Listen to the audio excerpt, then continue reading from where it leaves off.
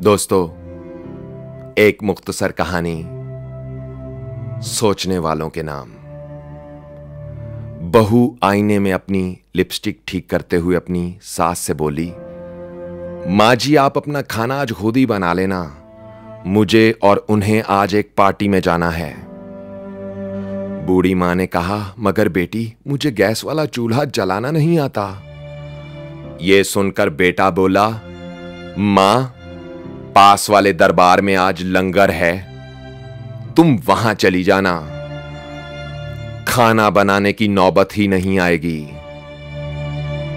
और यूं बेचारी मां चुपचाप अपनी चप्पल पहनकर दरबार की तरफ चली गई।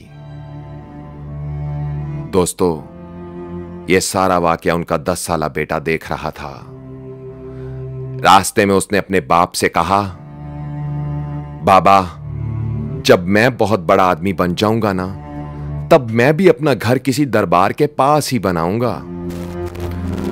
बाप ने हैरत से अपने बेटे की तरफ देखा और पूछा, ऐसा क्यों कह रहे हो?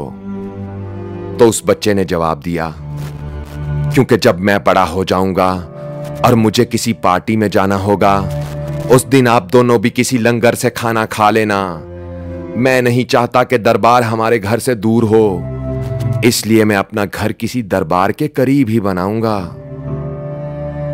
जिंदगी मकाफाते अमल का नाम है दोस्तों। ये आपके किए को आप पर ही वापस जरूर दोहराती है।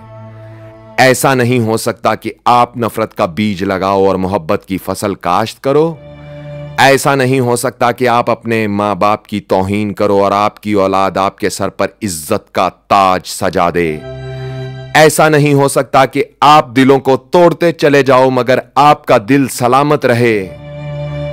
याद रखना, आपके हाथों से टूटा हुआ दिल एक दिन आपकी ही बर्बादी का दरवाजा बन जाता है।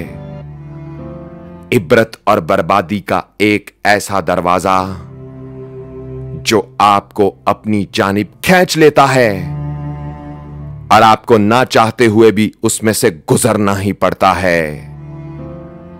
शायर कहता है, ना अपनों से खुलता है ना गैरों से खुलता है, ये जन्नत का दरवाजा मां के पैरों से खुलता है।